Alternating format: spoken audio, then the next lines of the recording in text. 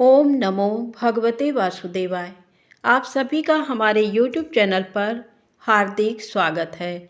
माघ मास महात्म कथा अध्याय 29। आज की कथा है मार्कंडेय जी का जन्म, भगवान शिव की आराधना से अमरत्व प्राप्ति तथा मृत्युंजय स्तोत्र का वर्णन। वशिष्ठ जी कहते हैं, राजन, महामना मृकंड मुनि ने विधि पूर्वक माताओं के और्ध्वदैहिक संस्कार करके दीर्घ काल तक काशी में ही निवास किया। भगवान शंकर के प्रसाद से उनकी धर्म पत्नी मरुद्वती के गर्भ से एक महातेजस्वी पुत्र उत्पन्न हुआ, जिसकी मार्कंडेय के नाम से प्रसिद्धि हुई। श्रीमान मार्कंडेय मुनि ने तपस्या से भगवान शिव की आराधना करके उनसे दीर्घायु पाकर अपनी आँखों से अनेकों बार प्रलय का दृश्य देखा। राजा दिलीप ने पूछा, मुनिवर, आपने पहले ये बात बताई थी कि मृकंड मुनि के मरुद्वती से कोई संतान नहीं हुई, फिर भगवान शिव के प्रसाद से उन्होंने किस प्रकार पुत्र प्राप्त किया तथा वह पुत्र शंकर जी के प्रसाद से कैसे दीर्घायु हुआ? इन सब बातों को मैं विस्तार के साथ सुनना चाहता हूँ, आप बताने की कृपा करें। वशिष्ठ जी ने कहा, राजन सुनो, मैं मार्कंडेय जी के जन्म का वृत्तांत बतलाता हूँ। महामुनि मृकंड के कोई संतान नहीं थी, अतः उन्होंने अपनी पत्नी के साथ तपस्या और नियमों का पालन करते हुए भगवान शंकर को संतुष्ट किया। संतुष्ट होने पर पिनाकधारी शिव ने पत्नी सहित मुनि से कहा, मुने, मुझसे कोई वर मांगो। तब मुनि ने ये वर मांगा, परमेश्वर, आप मेरे स्तवन से संतुष्ट हैं, इसलिए मैं आपसे एक पुत्र चाहता हूँ। महेश्वर, मुझे अब तक कोई संतान नहीं हुई। भगवान शंकर बोले, मुने, क्या तुम उत्तम गुणों से हीन चिरंजीवी पुत्र चाहते हो या केवल 16 वर्ष की आयु वाला एक ही गुणवान एवं सर्वज्ञ पुत्र पाने की इच्छा रखते हो? उनके इस प्रकार पूछने पर महात्मा मृकंडु ने कहा, जगदीश्वर, मैं गुणहीन पुत्र नहीं चाहता। उसकी आयु छोटी ही क्यों ना हो, वह सर्वज्ञ होना चाहिए। भगवान शंकर बोले, अच्छा, तो तुम्हें 16 वर्ष की आयु वाला एक पुत्र प्राप्त होगा, जो परम धार्मिक, सर्वज्ञ, गुणवान, लोक में यशस्वी और ज्ञान का समुद्र होगा। ऐसा कहकर भगवान शिव अंतर्धान हो गए और मुनिवर मृकंड इच्छा अनुसार वरदान पाकर प्रसन्न हो अपने आश्रम में लौट आए। उनकी पत्नी मरुद्वती बहुत दिनों के बाद गर्भवती हुई। मुनि ने विधिपूर्वक गर्भाधान संस्कार किया था। तदनंतर गर्भस्थ बालक में चेष्टा उत्पन्न होने से पहले पुरुष की वृद्धि के लिए उन्होंने किसी शुभ दिन को गृह सूत्रों में बताई हुई विधि के अनुसार अच्छे ढंग से पुंसवन संस्कार किया। जब 8वां मास आया, तब संस्कार कर्मों के ज्ञाता उन मुनीश्वर ने गर्भ के रूप की समृद्धि और सुखपूर्वक संतान की उत्पत्ति होने के लिए सीमंतोन्नयन संस्कार किया। समय आने पर मरुद्वती के गर्भ से सूर्य के समान तेजस्वी पुत्र का जन्म हुआ। उस समय देवताओं की दुंदुभियां बज उठी, संपूर्ण दिशाएं स्वच्छ हो गईं और सब ओर से प्राणियों को तृप्त करने वाली कल्याणमयी वाणी सुनाई देने लगी। बालक की शांति के लिए वेदव्यास आदि मुनि भी मृकंड के आश्रम पर पधारे। साक्षात महामुनि वेदव्यास ने बालक का जातकर्म संस्कार कराया। तत्पश्चात 11वें दिन मुनि ने नामकरण संस्कार किया। उसके बाद नाना प्रकार के वेदोक्त मंत्रों और आशीर्वादों से अभिनंदन करके मुनियों ने बालक की रक्षा का शास्त्रीय उपाय किया। फिर मृकंड मुनि के द्वारा पूजित हो वे सब लोग लौट गए। उस समय नगर और प्रांत के लोग हर्ष में भरकर आपस में कहते थे, अहो, इस बालक का अद्भुत रूप है, अद्भुत तेज है और समस्त अंगों का लक्षण भी अद्भुत है। मरुद्वती के सौभाग्य से साक्षात भगवान शंकर ही इस बालक के रूप में प्रकट हुए हैं। ये कितने आश्चर्य की बात है। 4थे महीने में पिता ने पुत्र को बाहर निकाला। छठे महीने में उसका अन्नप्राशन कराया। फिर 2.5 वर्ष की अवस्था में चूड़ा कर्म करके श्रवण नक्षत्र में कर्ण भेद किया। तदनंतर कर्मों के ज्ञाता मृकंड मुनि ने बालक के ब्रह्म तेज की वृद्धि के लिए 5वें वर्ष की अवस्था में उसे यज्ञोपवीत दे दिया। फिर उपकर्म करके विद्वान मुनि ने बालक को वेद पढ़ाया। उसने अंग उपांग पद तथा क्रम सहित संपूर्ण वेदों का विधिपूर्वक अध्ययन किया। वह बालक बड़ा शक्तिशाली था। गुरु तो उसके सक्षम थे। उसने विनय आदि गुणों को प्रकट करते हुए गुरुमुख से समस्त विद्याओं को ग्रहण किया। वह भिक्षा के अन्न से जीवन निर्वाह करता हुआ प्रतिदिन माता पिता की सेवा में संलग्न रहता था। बुद्धिमान मार्कंडेय को आयु का 16वां वर्ष प्रारंभ होने पर मृकंड मुनि का हृदय शोक से कातर हो उठा। उनकी संपूर्ण इंद्रियों में व्याकुलता छा गई। वे दीनतापूर्वक विलाप करने लगे। मार्कंडेय ने पिता को अत्यंत दुखित होकर विलाप करते देख पूछा, तात, आपके शोक और मोह का क्या कारण है? मार्कंडेय के मधुर वचन सुनकर मृकंडु ने अपने शोक का युक्त कारण बताया। मृकंडु बोले, बेटा, पिनाकधारी भगवान शंकर ने तुम्हें 16 वर्ष की ही आयु दी है।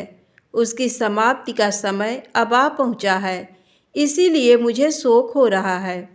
पिता का ये कथन सुनकर मार्कंडेय ने कहा, पिताजी, आप मेरे लिए कदापि शोक न कीजिए। मैं ऐसा यत्न करूँगा जिससे अमर हो जाऊँ। महादेव जी सबको मनोवांछित वस्तु प्रदान करने वाले और कल्याण स्वरूप हैं। वे मृत्यु को जीतने वाले, विकराल नेत्रधारी, सर्वज्ञ, सत्पुरुषों को सब कुछ देने वाले, काल के भी काल, महाकाल रूप और कालकूट विष को भक्षण करने वाले हैं। मैं उन्हीं की आराधना करके अमरत्व प्राप्त करूँगा। पुत्र की ये बात सुनकर माता पिता को बड़ा हर्ष हुआ। उन्होंने सारा शोक छोड़कर प्रसन्नतापूर्वक कहा, बेटा, तुमने हम दोनों का शोक नष्ट करने के लिए भगवान मृत्युंजय की आराधना रूप महान उपाय का प्रतिपादन किया है। तात, तुम उन्हीं की शरण में जाओ। उनसे बढ़कर दूसरा कोई भी हितैषी नहीं है। जो बात मन की कल्पनाएं भी नहीं आ सकती, उसे भी भगवान शंकर सिद्ध कर देते हैं। वे काल का भी संहार करने वाले हैं। बेटा, क्या तुमने नहीं सुना है, पूर्व काल में कालपाश से बंधे हुए श्वेत केतु की महादेव जी ने किस प्रकार रक्षा की?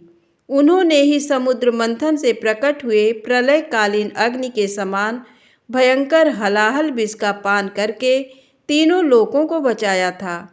जिसने तीनों लोकों की संपत्ति हड़प ली थी, उस महान अभिमानी जलंधर को अपने चरणों की अंगुष्ठ रेखा से प्रकट हुए चक्र द्वारा मौत के घाट उतार दिया था।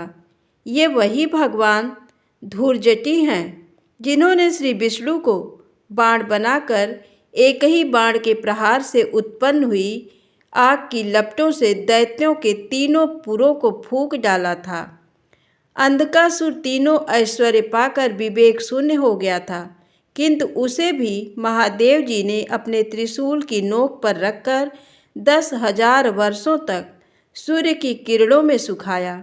केवल दृष्टि डालने मात्र से तीनों लोकों को जीत लेने वाले प्रबल कामदेव को उन्होंने ब्रह्मा आदि देवताओं के देखते देखते जलाकर भस्म कर डाला, अनंग की पदवी को पहुंचा दिया। भगवान शिव ब्रह्मा आदि देवताओं के एकमात्र कर्ता, मेध रूपी वृषभ पर सवारी करने वाले, अपनी महिमा से कभी च्युत न होने वाले, संपूर्ण विश्व के आश्रय और जगत की रक्षा के लिए दिव्य मणि हैं। बेटा, तुम उन्हीं की शरण में जाओ। इस प्रकार माता पिता की आज्ञा पाकर मार्कंडेय जी दक्षिण दिशा समुद्र तट पर चले गए और वहाँ विधिपूर्वक अपने ही नाम से एक शिवलिंग स्थापित किया। तीनों समय स्नान करके वे भगवान शिव की पूजा करते और पूजा के अंत में स्तोत्र पढ़कर नृत्य करते थे। उस स्तोत्र से एक ही दिन में भगवान शंकर संतुष्ट हो गए। मार्कंडेय जी ने बड़ी भक्ति के साथ उनका पूजन किया। जिस दिन उनकी आयु समाप्त होने वाली थी, उस दिन शिव जी की पूजा संलग्न हो वे ज्यों ही स्तुति करने को उद्यत हुए, उसी समय मृत्यु को साथ लिए काल उन्हें लेने के लिए आ पहुंचा। उसके गोलाकार नेत्र किनारे की ओर से लाल लाल दिखाई दे रहे थे। बड़ी बड़ी दाढ़ों के कारण उसका मुख अत्यंत विकराल जान पड़ता था। वह काजल के समान काला था। समीप आकर काल ने उनके गले में फंदा डाल दिया। गले में बहुत बड़ा फंदा लग जाने पर मार्कंडेय जी ने कहा, महामते, मैं जब तक जगदीश्वर शिव के मृत्युंजय नामक महास्तोत्र का पाठ पूरा न कर लूँ, तब तक मेरी प्रतीक्षा करो। मैं शिव जी की स्तुति किए बिना कहीं नहीं जाता, भोजन और शयन तक नहीं करता। ये मेरा निश्चित व्रत है। संसार में जीवन, स्त्री, राज्य तथा सुख भी मुझे उतना प्रिय नहीं है जितना कि ये शिव जी का स्तोत्र है। यदि मैंने इस विषय में कोई असत्य बात न कही हो तो इस सत्य के प्रभाव से भगवान महेश्वर सदा मुझ पर प्रसन्न रहें। ये सुनकर काल ने मार्कंडेय जी से हंसते हंसते कहा, ब्राह्मण, मालूम होता है तुमने पूर्व काल से निश्चित की हुई बड़े बूढ़ों की ये बात नहीं सुनी है। जो मूढ़ बुद्धि मानव आयु के प्रथम भाग में ही धर्म का अनुष्ठान नहीं करता, वह वृद्ध होने पर साथियों से बिछुड़े हुए राही की भांति पश्चाताप करता है। 8 महीनों में ऐसा उपाय कर लेना चाहिए जिससे वर्षा काल के 4 महीने सुख से बीते। दिन में ही वह काम पूरा कर ले जिससे रात में सुख से रहे। पहली अवस्था में ही ऐसा कार्य कर ले जिससे बुढ़ापे में सुख से रहे। जीवन भर ऐसा कार्य करता रहे जिससे मरने के बाद सुख हो। जो कार्य कल करना हो उसे आज ही कर ले। जिसे अपराह्न में करना हो उसे पूर्वाह्न में ही कर डाले। काल इस बात की प्रतीक्षा नहीं करता कि इस पुरुष का काम पूरा हुआ है या नहीं। ये कार्य कर लिया, ये करना है और इस कार्य का कुछ अंश हो गया है तथा कुछ बाकी है। इस प्रकार की इच्छाएं करते हुए पुरुष को काल सहसा आकर दबोच लेता है। जिसका काल नहीं आया है वह सैकड़ों बाणों से बिध जाने पर भी नहीं मरता तथा जिसका काल आ पहुंचा है वह कुश के अग्रभाग से छू जाने पर भी जीवित नहीं रहता। मैं हजारों चक्रवर्ती राजाओं और सैकड़ों इंद्रों को भी अपना ग्रास बना चुका हूँ। अतः इस विषय में तुम्हें क्रोध नहीं करना चाहिए। जिसका प्रयास कभी विफल नहीं होता, उस काल के उपर्युक्त वचन सुनकर शिव जी की स्तुति में तत्पर रहने वाले मार्कंडेय जी ने कहा, काल, भगवान शिव की स्तुति में लगे रहने वाले पुरुषों के कार्य में जो लोग विघ्न डालते हैं वे शीघ्र ही नष्ट हो जाते हैं। इसीलिए मैं तुम्हें मना करता हूँ। जैसे राजा के सिपाहियों पर राजा ही शासन कर सकता है, दूसरा कोई नहीं, उसी प्रकार शिव जी के भक्तों का परमेश्वर शिव ही शासन कर सकते हैं। भगवान शंकर के सेवक पर्वतों को भी विदीर्ण कर डालते हैं, समुद्रों को भी पी जाते हैं तथा पृथ्वी और अंतरिक्ष को भी हिला देते हैं।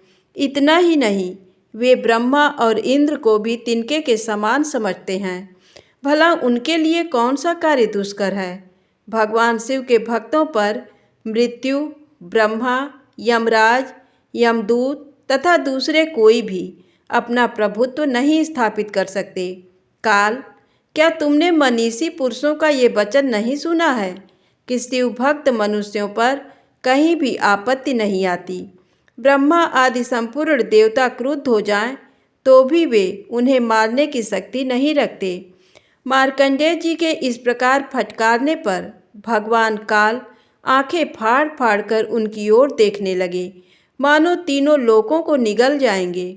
वे क्रोध में भरकर बोले, ओ दुर्बुद्धि ब्राह्मण, गंगा जी में जितने बालू के कण हैं उतने ब्रह्माओं का इस काल ने संहार कर डाला है। इस विषय में बहुत कहने की क्या आवश्यकता। मेरा बल और पराक्रम देखो, मैं तुम्हें अपना ग्रास बनाता हूँ। तुम इस समय जिनके दास बने बैठे हो, वे महादेव मुझसे तुम्हारी रक्षा करें तो सही। वशिष्ठ जी कहते हैं, राजन, जैसे राहु चंद्रमा को ग्रस लेता है, उसी प्रकार गर्जना करते हुए काल ने महामुनि मार्कंडेय को हठपूर्वक ग्रसना आरंभ किया। उसी समय परमेश्वर शिव उस लिंग से सहसा प्रकट हो गए।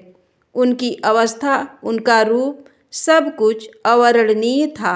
मस्तक पर अर्धचंद्राकार मुकुट शोभा पा रहा था। हुंकार भरकर मेघ के समान प्रचंड गर्जना करते हुए उन्होंने तुरंत ही मृत्यु की छाती में लात मारी। मृत्युदेव उनके चरण प्रहार से भयभीत हो दूर जा पड़े। भयंकर आकार वाले काल को दूर पड़ा देख मार्कंडेय जी ने पुनः उस स्तोत्र से भगवान शंकर का स्तवन किया। कैलाश शिखर पर जिनका निवास स्थान है, जिन्होंने मेरुगिरी का धनुष, नागराज वासुकी की प्रत्यंचा और भगवान विष्णु को अग्निमय बाण बनाकर तत्काल ही दैत्यों के तीनों पुरों को दग्ध कर डाला था, संपूर्ण देवता जिनके चरणों की वंदना करते हैं, उन भगवान चंद्रशेखर की मैं शरण लेता हूँ। यमराज मेरा क्या करेगा। जिन्होंने अपने ललाटवर्ती नेत्र से प्रकट हुई आग की ज्वाला में कामदेव के शरीर को भस्म कर डाला था, जिनका श्री विग्रह सदा भस्म से विभूषित रहता है, जो भव सबकी उत्पत्ति के कारण होते हुए भी भव संसार के नाशक हैं तथा जिनका कभी विनाश नहीं होता, उन भगवान चंद्रशेखर की मैं शरण लेता हूँ। यमराज मेरा क्या करेगा। जिनके चरण कमलों की पूजा ब्रह्मा और विष्णु भी करते हैं, देवताओं और सिद्धों की नदी गंगा की तरंगों से भीगी हुई शीतल जटा धारण करते हैं, उन भगवान चंद्रशेखर की मैं शरण लेता हूँ। यमराज मेरा क्या करेगा। जो यक्षराज कुबेर के सखा, भग देवता की आँख फोड़ने वाले और सर्प के आभूषण धारण करने वाले हैं, जिनके श्री विग्रह के सुंदर वाम भाग को गिरिराज कुमारी उमा ने सुशोभित कर रखा है, कालकूट विष पीने के कारण जिनका कंठ भाग नीले रंग का दिखाई देता है, जो एक हाथ में फरसा और दूसरे में त्रिशूल लिए रहते हैं, उन भगवान चंद्रशेखर की मैं शरण लेता हूँ। यमराज मेरा क्या करेगा। जो जन्म मरण के रोग से ग्रस्त पुरुषों के लिए औषध रूप हैं, समस्त आपत्तियों का निवारण और दक्ष यज्ञ का विनाश करने वाले हैं, सत्व आदि तीनों गुण जिनके स्वरूप हैं, जो तीन नेत्र धारण करते भोग और मोक्ष रूपी फल देते तथा संपूर्ण पाप राशि का संहार करते हैं, उन भगवान चंद्रशेखर की मैं शरण लेता हूँ। यमराज मेरा क्या करेगा। जिनके गले में काला दाग है, जो कला मूर्ति, कालाग्नि स्वरूप और काल के नाशक हैं, उन भगवान शिव को मैं मस्तक झुकाकर प्रणाम करता हूँ। मृत्यु मेरा क्या कर लेगी। जो अनंत अविकारी, शांत, रुद्राक्ष मालाधारी और सबके दुखों का हरण करने वाले हैं, उन भगवान शिव को मैं मस्तक झुकाकर प्रणाम करता हूँ। मृत्यु मेरा क्या कर लेगी। जो स्वर्ग और मोक्ष के दाता तथा सृष्टि पालन और संहार के कर्ता हैं, उन भगवान शिव को मैं मस्तक झुकाकर प्रणाम करता हूँ। मृत्यु मेरा क्या कर लेगी। वशिष्ठ जी कहते हैं, मार्कंडेय जी के द्वारा किए हुए इस स्तोत्र का जो भगवान शंकर के समीप पाठ करेगा, उसे मृत्यु से भय नहीं होगा। ये मैं सत्य सत्य कहता हूँ। बुद्धिमान मार्कंडेय के इस प्रकार स्तुति करने पर महादेव जी ने उन्हें अनेक कल्पों तक की असीम आयु प्रदान की। इस प्रकार देवाधिदेव महादेव जी के प्रसाद से अमरत्व पाकर महातेजस्वी मार्कंडेय ने बहुत से प्रलय के दृश्य देखे हैं। वरदान पाने के अनंतर महामुनि मार्कंडेय ने पुनः अपने आश्रम में लौटकर माता पिता को प्रणाम किया। फिर उन्होंने भी पुत्र का अभिनंदन किया। उसके बाद मार्कंडेय जी तीर्थ यात्रा में प्रवृत्त होकर सदा इस पृथ्वी पर विचरने लगे। यमराज भी भगवान शंकर की स्तुति करके अपने लोक में चले गए। राजन, मृगशृंग मुनि सदा माघ स्नान किया करते थे। उसी के महात्म्य से उनकी संतान इस प्रकार सौभाग्यशालिनी हुई। धन्यवाद। दोस्तों, कृपया मेरे चैनल को लाइक और सब्सक्राइब अवश्य करिएगा। धन्यवाद।